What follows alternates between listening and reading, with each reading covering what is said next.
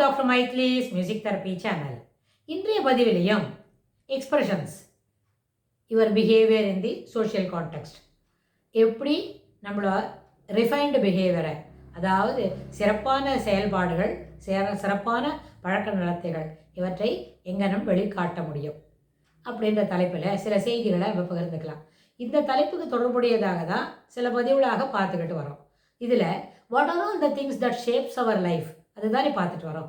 Social கான்டெக்ஸ்டில் நம்மளோட behaviour அப்படின்னு சொல்லும்பொழுது நம்மளோட வாழ்க்கை முறையை, நம்மளுடைய நடை உடை பாவனைகளை, நம்மளுடைய பழக்க வழக்கங்கள் எந்தனம் என்ன பண்ணுறது, சிறப்புப்படுத்துகிறது. How it shapes our life அப்படின்னு தான் நம்ம பார்க்குறோம். ஷேப்னு வரும்போது அது நாளுக்கு நாள் செதுக்கி செம்மைப்படுத்தி பட்டை தீட்டி, வைரம் எப்படி பட்டை தீட்டினா மேலுக்கு மேலும் என்ன பண்ணும், ஒளிரும் பழக்கம் அப்படின்னு இருக்கும்பொழுது அதுபோல நம்மளுடைய பழக்க நடத்தைகளிலும் என்ன சிறப்புகளை கொண்டு வர வேண்டும் என்ற தலைப்பில் தான், அந்த அடிப்படையில் தான், அந்த நோக்கத்தோடு தான், அந்த எண்ணத்தின் அடிப்படையில் தான் இதை பற்றி நம்ம பேசிக்கிட்டு வரோம்.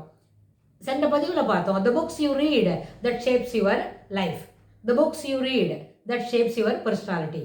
அதனுடைய ஆளுமை திறனை மேம்படுத்தும், நம்மளுடைய பழக்க நடத்தைகளையும் சிறப்புப்படுத்தும் அப்படின்னு வரும்பொழுது ஒரு சில பதிவுகளுக்கு முன்னாடி பார்த்தோம், திருக்குறள் படிச்சுட்டு வந்தால் தினமும் ஒரு குறள் படித்தா 2 அல்லது 3 வருஷத்துக்குள்ள என்ன போதுமான அளவுக்கு எல்லா திருக்குறளையுமே நம்ம மனனம் செய்ய முடியும் அப்படின்னு சொன்னோம். மனப்பாடமாக சொல்ல துவங்கினா, அதாவது காணாத பாடமாக சொல்ல துவங்கினா அது 1 வருஷத்தில் படித்து முடிக்கலாம்.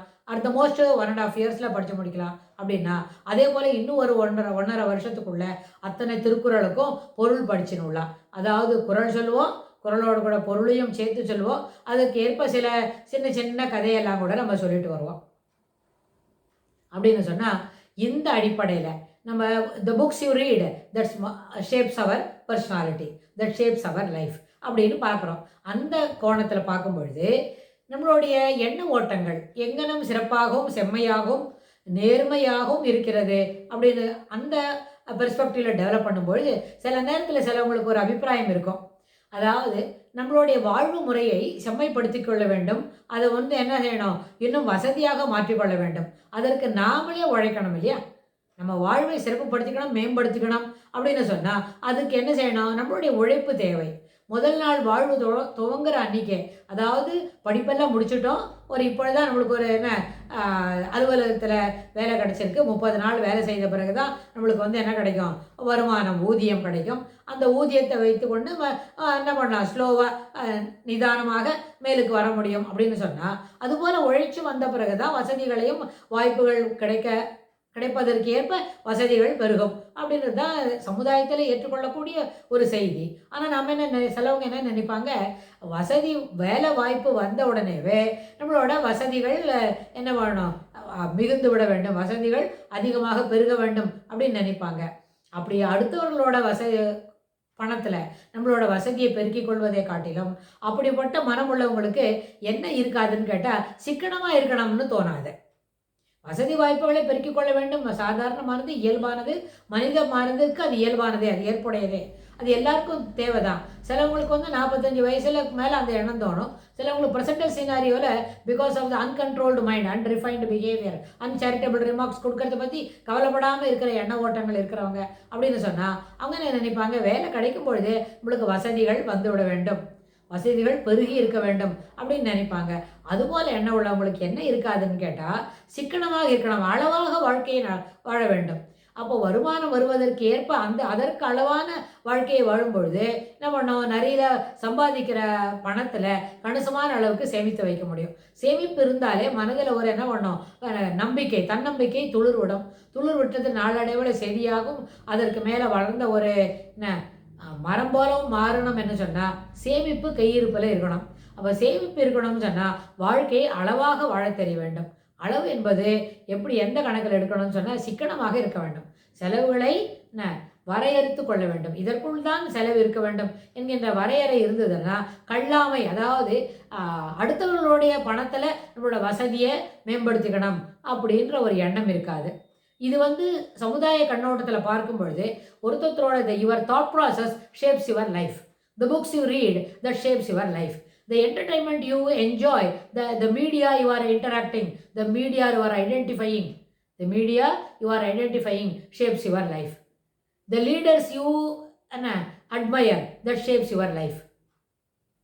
அந்த மாதிரி அந்த வரிசையில் இப்படியெல்லாம் வரிசையாக நம்ம சொல்லிக்கிட்டே வரோம் வைங்க. இந்த என்டர்டைன்மெண்ட் மீடியா, அப்புறம் வந்து நம்ம எந்த அளவுக்கு நம்மளோட வசதிகளை பெருக்கிக் கொள்ள வேண்டும் என்பது எப்போவுமே மனிதனுக்கு உளவியல் அடிப்படையில் இந்த ரோல் ஐடென்டிஃபையிங் யாரையான பார்த்து தான் தெரிஞ்சுக்கணும்னு நினைப்பான். அப்போ யாரை பார்த்து தெரிஞ்சுக்கிறோமோ, யாரோட எண்ண ஓட்டங்களுக்கு நம்மளோட முக்கியத்துவம் கொடுத்து அதையே தொடர்ந்து பார்க்குறோமோ, அதற்கேற்ப நம்மளுடைய வாழ்வு முறைகள், வாழ்வினுடைய சிறப்பும் செம்மை தினமும் இருக்கும். அதில் செம்மையாக இருப்பதும் சிறப்பாக இருப்பதுக்கும் நம்ம யாரோட ஐடென்டிஃபை பண்ணிக்கிறோம்? The role which we are identifying our self with the leaders. மீடியாவில் இருக்கிற என்டர்டெயின்மெண்ட்டு, மீடியாவில் இருக்கிற சில செய்திகள் எதற்கு முக்கியத்துவம் கொடுக்குறோம்? அதாவது பரபரப்பு செய்திகளுக்கு முக்கியத்துவம் கொடுக்குறோமா? அமைதியாக உண்மை எடுத்து சொல்லக்கூடிய செய்திகளுக்கு முக்கியத்துவம் கொடுக்குறோமா? பரபரப்பும் இல்லை, அமைதியாக இருக்கிற செய்தியும் இல்லை. அதாவது ஒரு போலி செய்தி, அதாவது அதுபோல் ஒரு செய்தியே நடக்கலை. அது வந்து நியூஸை வந்து 4 விதமான இடத்துலேருந்தும் சேகரிச்சுன்னு போடுற நியூஸ் இல்லை, இவங்களா தயார் பண்ணி போடுற நியூஸு. அதாவது தலைப்பு செய்திகளுக்காக வேண்டி தயார் பண்ணுற வேண்டிய செய்திகள்னு சொன்னால் அதுபோல் ஒரு ஹாக்ஸ் அப்படின்னு சொல்லுவாங்க. ஹாக்ஸ்னால் என்ன? அதை பொய்மை நிறைந்தது, பொய் கலந்தது. அவரோட பொய் கலந்த நிகழ்ச்சிக்கும், பொய் கலந்த செய்திகளுக்கும், பொய் கலந்த மாற்றி சொல்கிறதுக்கும் நம்ம தயாராக இருக்கிறோம். அதுபோல் செய்திகள் தான் நம்மளுக்கு ரொம்ப பிடிக்கிறது அப்படின்னு சொன்னால் that shows our mind set, our immaturity in understanding the society அப்படின்னு ஆகும். அதனால் மெச்சூர்டு பிஹேவியர் இருக்கணும், மெச்சூர்டு மைண்ட் செட் இருக்கணும் என்று சொன்னால் ஏற்புடைய கருத்துக்களை மட்டுமே கொள்ள வேண்டும் என்கின்ற ஒரு தனிப்பட்ட அது ஒரு கொள்கையாக வளர்த்துக்கணும். அப்போ தான் அது என்ன செய்யும்?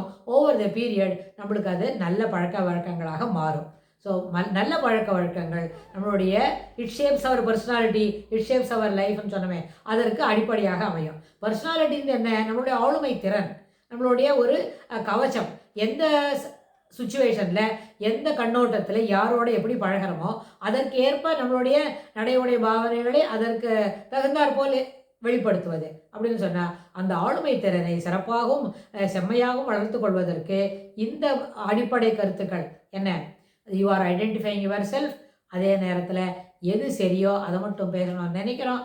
அது எல்லாத்துக்கும் மேலே நம்மளுடைய வசதிகளை குறைத்து கொண்டு அளவாக வாழ வேண்டும் அப்படின்ற அந்த கருத்துக்களையும் வளர்த்துக்கணும் அப்படின்னு சொல்லி இந்த பதிவில் நம்ம தெரியப்படுத்திக்க விரும்புகிறோம். இதற்கு தொடர்புடையதாக வரப்போகிற பதிவில் பார்க்கலாம். தேங்க்ஸ் ஃபார் வாட்சிங்.